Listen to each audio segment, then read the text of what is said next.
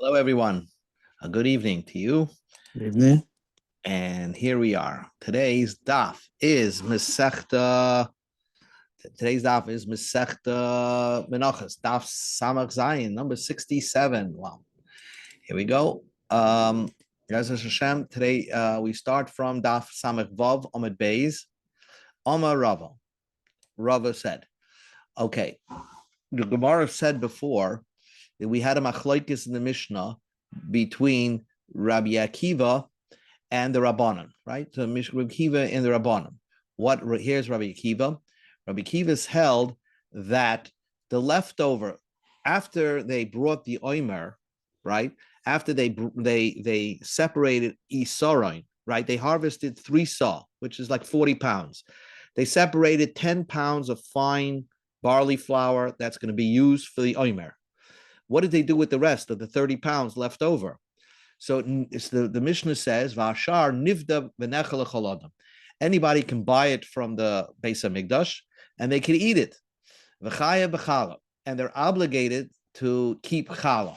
Why? Because when they knead it into a dough and bake it into like a bread or a barley bread, or on the time of the kneading, that's when they're chayav in the mitzvah of challah, to give the piece off to the kohen. Upotem in a meiser, but they were nevertheless potter from meiser. Why? Because the completion of making it into flour and making it into fine grains, complete grains in a pile, that's called meiruach, was done in the hands of Hegdish. Okay, that's why it was, and Hegdish is always exempt from meisris.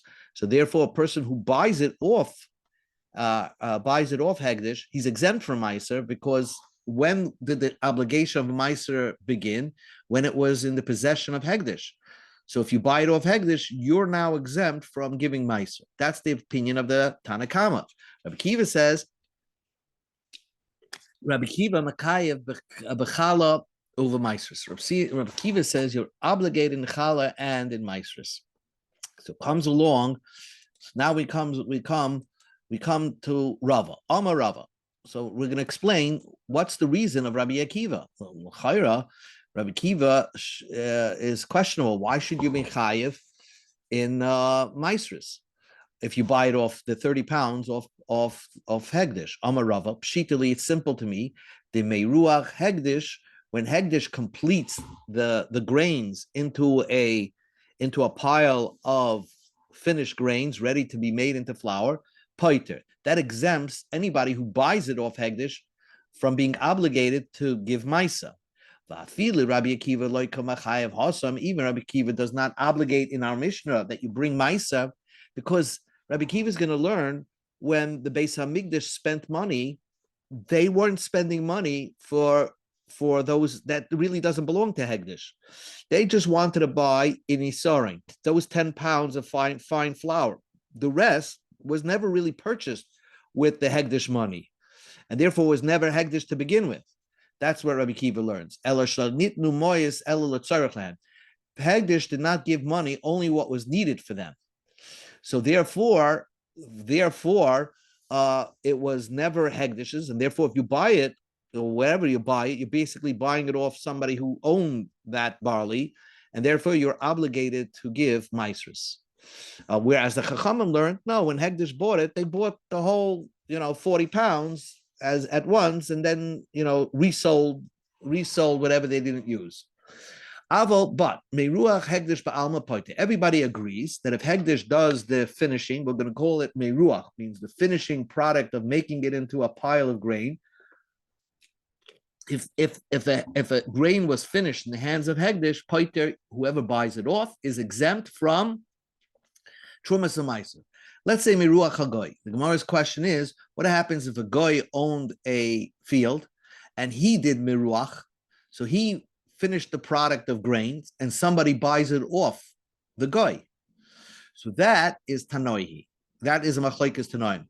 The Tanya we learned in a Brisa. Tarmim Mishal Yisrael Asher Yisrael, Umishal Goyim Al Shal Goyim, Umishal Kutim Al Shal Kutim, Umishal Kol Al Shal Kol Divra Meir Rabbi Yehuda. Rabbi Yehuda and Rabbi Meir both are of the opinion that it doesn't matter who owned the grain. If a Jew owned the grain, or a Goy or a Kuti owned the grain, they're all obligated in truma. So you can if a yid would buy truma, would buy the grain, the finished grain off a guy, he's obligated to give truma. So he could give truma on grain that was originally belonged by a Jew, because the obligation that if the goy did meiruach does not exempt the grain from being obligated in truma. Okay, very clear. The meiruach of goy, according to Meir and Yehuda, does not exempt a subsequent purchaser to be exempt from giving trumas and maasros. But Rabbi Yossi, Rabbi Shimon, Aimram, Toimer, Man Sheyisrael, Sheyisrael, Umishal Goyim, Al Shakutim, Mishal Kutim, Al Shagoyim. Of a loy, here's the key: the loy Mishal Yisrael. If you have grain belonging for Yisrael, Al Shagoyim, you can't take off truma from the grain of belonging to a Jew on grain that once belonged to a goy. Mishal Kutim, V'loy Mishal Goyim, V'loy Shal Kutim, Al Shal Yisrael. The vice versa. Grain belonging once to a guy cannot be, you cannot take off meisers on behalf of something of grain belonging to Yisrael, because very clearly Rabbi Yosef Shimon holds that once the guy finished the product into grains, it's forever exempt from trumas and meisers, and therefore if a yid would buy off a guy that finished product of grain, he's exempt from trumas and meisers. So it's a machlekes between Meir, Rabbi Yehuda, and Rabbi Yosef Shimon if meiruach hagoy is exempt from trumas and maasros. Comes on, we go to the top of the page. What about gilgal hekdesh? What about if you buy gilgal hekdesh? You buy a dough that belonged to hekdesh, and hekdesh made it into a dough. Are you exempt from challah? Yes. The Tanam we learned in the Mishnah. Higdisha isasai. A person was magdish a dough before he needed it, so it wasn't obligated in challah, and he right away bought it back from hegdish. So then, if you need it into a dough, chayavis, you chayav to give challah. Misha gilgalo fadate. Let's say you needed a dough, and then you donated it to hegdish, and then you bought it back. Chayavis, it's obligated to give challah because it was in the hand of an individual Jew when it was kneaded into a dough, and at the time of obligation of challah, which is the time that you need the dough, it was obligated for one to give off challah. But listen to this case: hegdisha. If someone made it hegdish, right? He made it hegdish ad shaloi gilgala, before it was rolled into a dough. But gilgala hagizbar, and somebody in the Beis Hamikdash made it into a dough. And so therefore, when it was made into a dough, it was belonging to hegdish. Hegdish is exempt from all matnas kahina. So the achakach padata, and then somebody bought it off hegdish after it was made into a dough. Petura, you're exempt from challah. Shebishas chayvasa haisa petura. At the time that it was an obligation to give challah, it was exempt. So we only spoke about gilgal hegdish, that the Mishnah clearly says is exempt from trumas and maasros, from challah. Okay, now boyarava. We don't know one question. Gilgal goy mai. What happens if a goy owned the dough, made it into a dough, a pizza dough, let's say, and now a Jew bought off that dough, kosher ingredients. Okay, so now does the Jew have an obligation to give off challah? Well, would you say that Rameir says that if the guy finished meiruach of grain, it doesn't exempt from trumas u'maisa? Would you say the same thing by making of the dough, that the guy will not exempt you from the obligation from, if you bought it off the guy, you would have to give challah? Mishnah Tanam, we learned in the Mishnah, ger shenis gaya v'hoisel isa. Okay, a ger that became a ger and had a dough.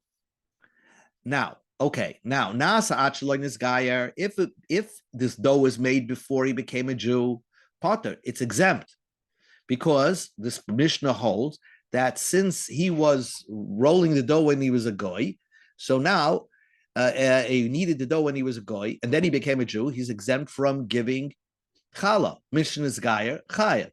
If you know he made it into a dough after he became a Jew, then it's obligated in challah. Suffolk, if he doesn't remember whether he became a Jew or didn't become a Jew, he doesn't remember when he rolled the dough, chayav, because it's a Suffolk daraisa, whether you chayav to give challah or not.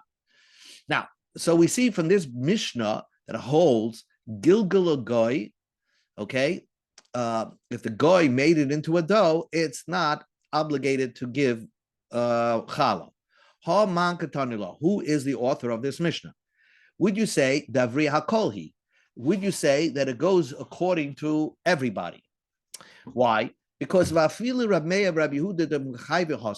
even according to Reb Meir Rabbi Yehuda, which we started the page, who hold that meiruach of a goy, we said Reb Meir and Rabbi Yehuda both hold that if the goy finished a grain product, is obligated in Trumas Amaisus if a Jew buys it off the goy. But Patri Hachi, they would pater if a Jew buys a pizza dough off a goy, they would pater. And the reason would be the following. Hasam, buy grains, Hudiksiv, the goncha yisera. Have a miyad achamiyad, they miyad achamiyad, ela rabbis vafilagoyim. The reason why Rabbi Meir and Rabbi Yehuda hold that a goy that finishes off grains is still obligated in Trumas and Maestros, even if a Jew buys it, is because of the following. The pasuk says, here's the pasuk, Leisucha lechol b'sharecha masa degancha. Don't eat your grains. You have to give off your meiser. The wheat belonged to you. So that excludes hegdish. That if the wheat belonged to hegdish, then it's exempt. So that's this part over here, excluding hegdish. But then the Torah writes the word degancha twice, as you can see on the screen.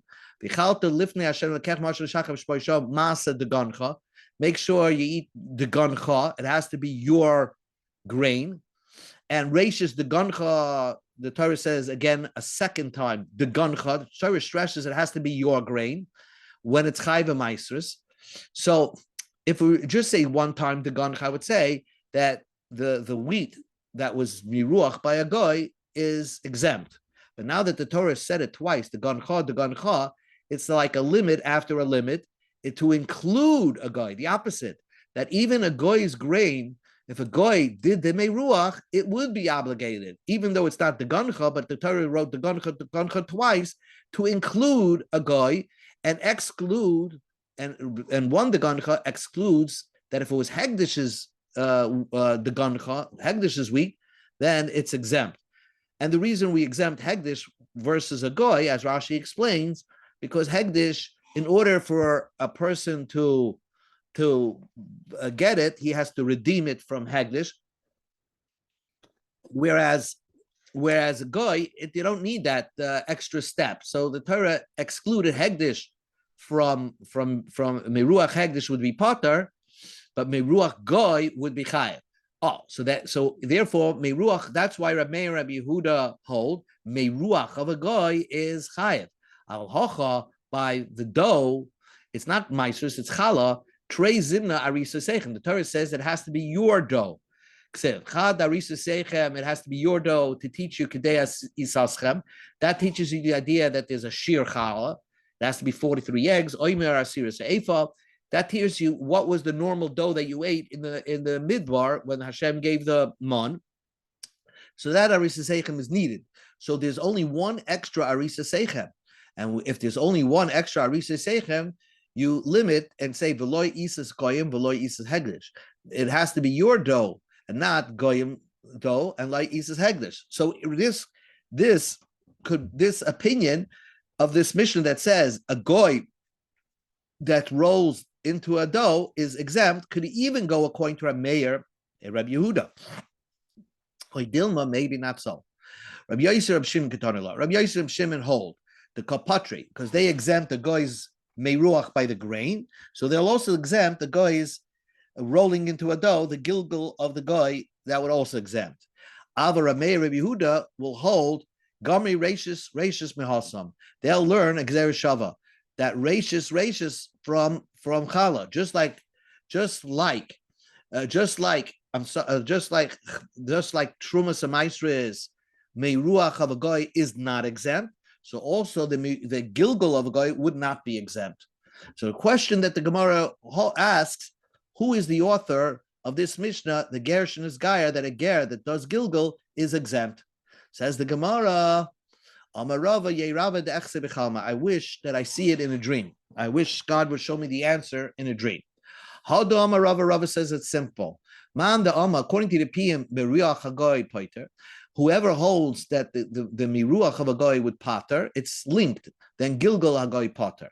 So that would be Rabbi Yossi, Rabbi Shimon. They hold Meruach Hagoy is Potter, so also they hold Gilgal Hagoy is Potter. They're the author of the Mishnah.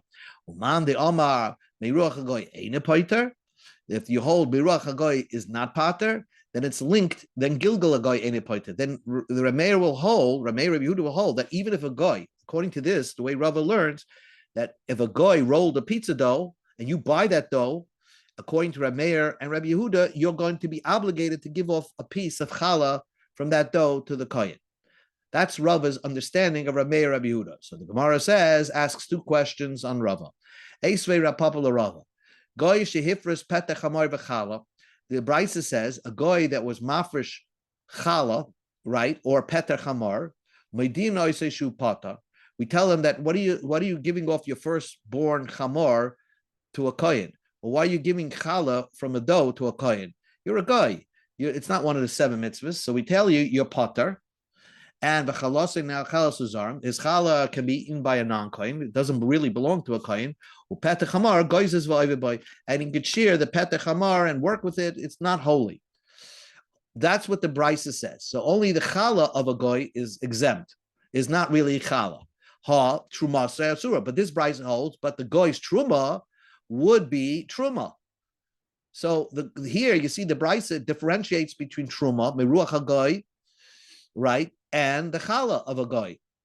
V'hai tana da'ama meruach hagoy eina paita v'gilgal hagoy paita. So we see that they're not linked. This tana must be Rab Meir and Rab Yehuda, who holds that meruach, the truma of a goy, is the truma, the grains of a goy could be obligated in truma.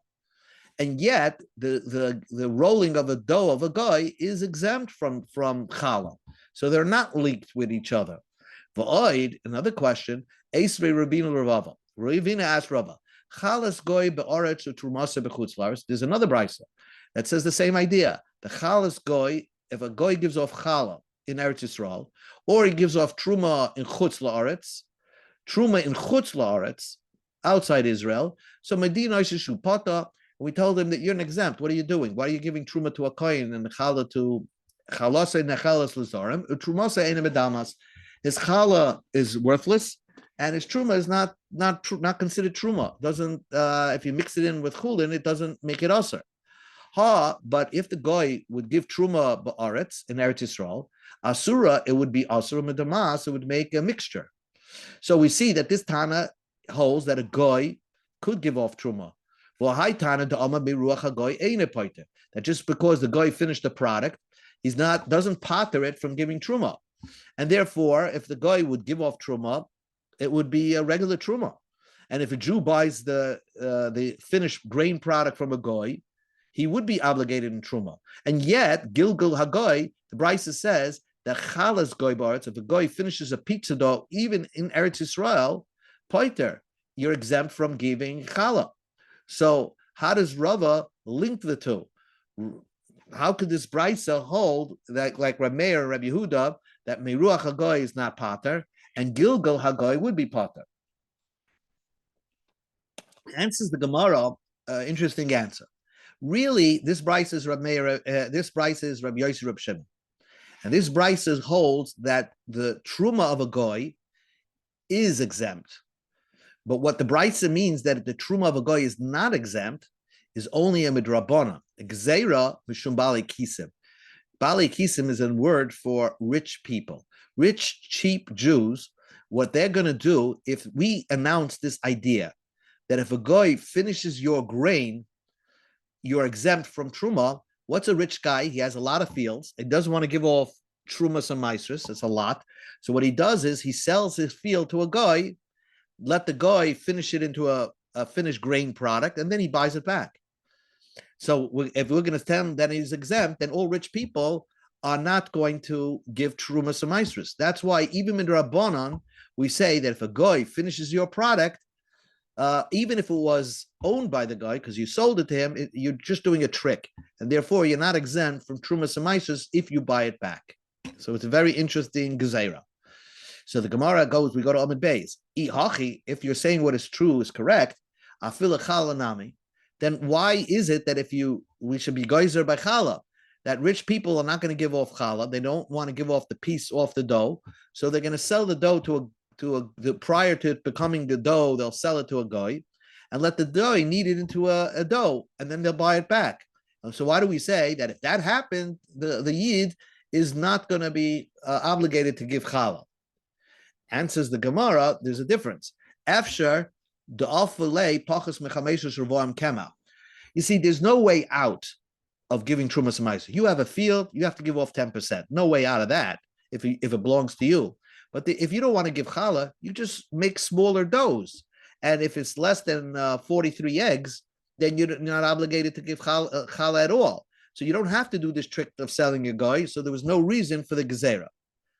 Says the Gemara, Truma nami. Efshe de Ovid like Rabbi Shaya. Wait a second. You never really have to give off Trumas and Maasros. There is a way out of it. You could do what Rabbi Shaya said.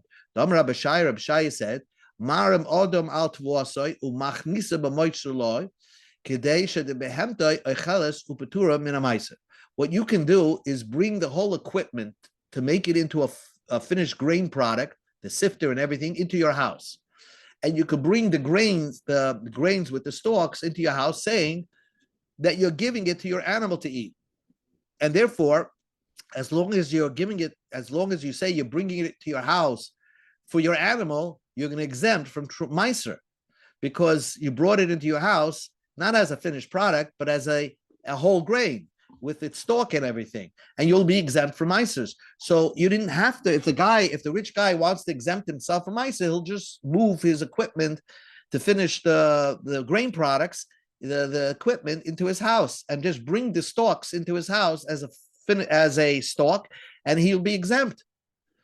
Inami, the ILA derech gagas derech pipus. You could bring it through the roof of your house, or not through the derech reshus arabim. And therefore, if you go in a roundabout way to your house, you're exempt from trumas and maasros. Answers the Gemara, Hassam, it'll be there. A rich guy is embarrassed to do that. Befarhesia, that's everybody's knows that if he's doing that, he's trying to not pay his trumas and maasros. So Zila Bey Milsa, he's embarrassed to do such a thing. So it's easier for him to sell it to a guy. And that's done in a private transaction.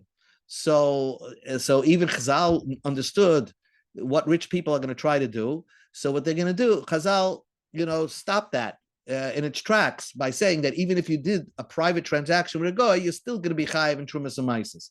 Hacha over here, bitzina, it's done quietly. If you do by the dough, if you make it in small doughs, it's not an embarrassment to do that. So therefore, you're not afraid to do that. So there was no reason, Chazal, to make any gezeres by challah, but only by a guy. So that's the bottom line. Bottom line is that Rava holds that Rabbi Yehuda and Rabbi Shimon hold miruach of a guy is obligated in truma, and Gilgal, a guy, is also obligated in challah. Doesn't matter. The Jew buys it off, he's obligated to give min haTorah truma, and min haTorah is obligated to give challah. According to Rabbi Yosef Rabbi Shimon, midaraisa you're exempt if it belonged to a guy. However, midrabanan they said we don't allow people to give that. We didn't want people to secretly sell their unfinished grain to a guy. Let him finish it off, and then they'll buy it back. And by doing so, they're going to be exempt from trumas and maasros. So that would be a good trick. So Chazal stopped that in its tracks by saying that even if you did that, you'll still be obligated in trumas and maasros. Let's go the Mishnah. But now back to the Mishnah is about basically the Omer was a grain flour, was a grain. Here, let's just look at the picture. Just to the steps of making it was like a flour.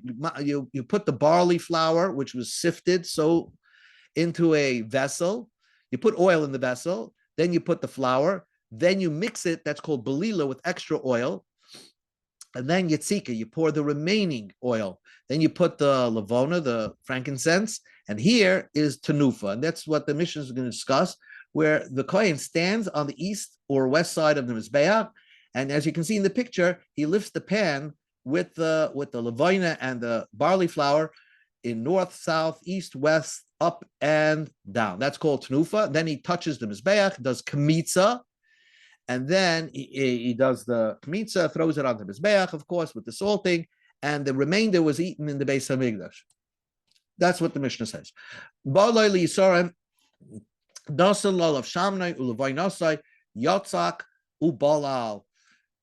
He mixed it with extra oil. Heinif, he did tnufa, the higish, and he touched the mizbeach.